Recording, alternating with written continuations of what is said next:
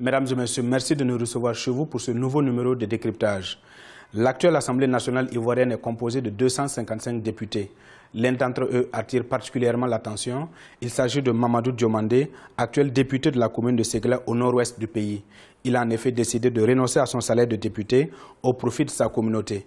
Une manière pour lui d'apporter une aide financière au développement local de sa commune. L'honorable député Mamadou Diomandé est notre invité dans ce présent numéro de décryptage. Pourquoi avez-vous décidé de renoncer à votre salaire au profit de votre commune? Bon, je crois que c'est la symbolique qu'il faut retenir. Sinon, bien avant de faire le don de mon salaire, j'investissais, je posais des actes à caractère social.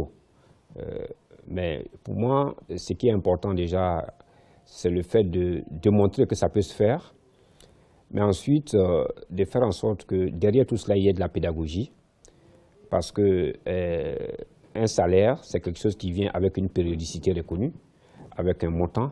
Donc à partir du moment où on a un montant et une périodicité, on peut faire de la planification, on peut planifier des actions vis-à-vis des populations et avec les populations elles-mêmes. Donc il y a de la pédagogie derrière.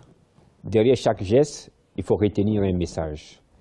Et derrière cet acte-là particulièrement, il faut retenir le message du partage. Et je disais tantôt qu'on peut partager un bol de riz et refuser de partager un grenier. Donc ce n'est pas la taille de la fortune qui démontre la générosité de quelqu'un, mais c'est surtout la grandeur de son cœur et sa capacité à partager le peu qu'il a. Et moi, c'est ce message qu'il faut retenir. Qu'avez-vous déjà pu réaliser pour votre commune depuis le début de votre mandat? Ce que nous avons réalisé, c'est notamment un collège en zone rurale, une école maternelle. Et nous avons contribué également à la réalisation de plusieurs équipements scolaires dans différents villages, des maternités, des centres de santé, des écoles, où nous avons apporté des contributions matérielles et financières. Mais il y a aussi les investissements que nous avons pu faire au niveau des communautés, que ce soit des communautés villageoises ou des regroupements des jeunes, pour les aider à avoir accès à certains financements de proximité, notamment en constituant des fonds de garantie auprès de certaines microfinances. Quelle stratégie politique se cache derrière cette action? Pour moi, il n'y a pas un lien systématique entre les deux. Et moi, j'ai tendance à dire que je ne me définis pas comme un politicien. Mon chemin a croisé la politique parce que je me suis retrouvé à m'impliquer dans des actions communautaires, à m'impliquer dans des actions qui touchent la communauté de façon générale. Maintenant, pour répondre au deuxième volet de votre question, effectivement, j'ai l'intention d'être candidat aux élections régionales, mais tout simplement parce que j'estime que les actions que moi je pose aujourd'hui ne sont pas réalisées dans un cadre institutionnel.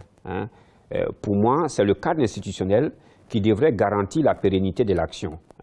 Parce que développer un village, c'est peut-être à la portée d'un individu, mais développer une région, c'est hautement plus grand et hautement plus difficile. Il faut pouvoir s'adosser à des institutions et pour moi, le conseil régional ne constitue que le cadre. Le cadre vous donne un statut pour négocier avec des partenaires au développement. Quels sont les défis actuels de votre commune? D'une façon générale, les difficultés sont d'ordre essentiellement économique. Et je pourrais, si je devais citer des secteurs, je pourrais parler par exemple des questions de voirie, des questions d'emploi, d'emploi des jeunes, d'emploi des femmes, parce que nous sommes une région essentiellement rurale. Donc, vous voyez qu'aujourd'hui, nos parents ont quelque peu laissé les cultures vivrières pour des produits comme l'anacarde et autres, qui sont des produits de rente et qui sont beaucoup plus productifs en termes numéraires, bien sûr. Mais il faut comprendre que les jeunes qui sont dans ces secteurs-là voient leur avenir quelque peu, je dirais, limité, du fait que, d'abord, les lieux de regroupement de ces produits sont très loin de notre région. Nous sommes à 500 et quelques kilomètres d'Abidjan et les acheteurs de ces produits viennent quelquefois prendre les produits à crédit Hein, et quand ils viennent sur Abidjan, quelquefois, ils ne retournent même pas pour restituer les fonds qu'ils doivent aux jeunes. Et vous voyez qu'un jeune qui a été grugé comme ça, une fois, deux fois, il n'est plus motivé. Bon, aujourd'hui, notre souci majeur est de faire en sorte qu'on puisse avoir sur place des unités de transformation, des unités de production, qui puissent acheter sur place les produits et crédibiliser les relations entre les fournisseurs et les acheteurs de ces produits. C'est quelque chose qui est important.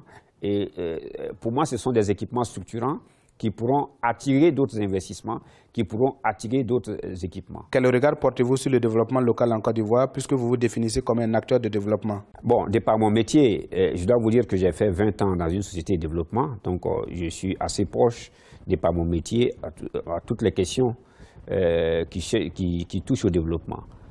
Le regard que je peux porter, c'est un regard assez mitigé. Hein. Il y a des régions où le développement se porte bien, où les choses avancent, mais il y a d'autres régions où les choses sont beaucoup moins dynamiques. Pour moi, quelquefois, chez nous ici, le développement est plus porté par le leader qui doit tirer les autres que par, je dirais, le fonctionnement structurel des institutions. Voilà. Il faut de la volonté, il faut une vision, mais il faut aussi une habitude des mécanismes du développement. Et ça, c'est quelque chose qui est important dans la démarche.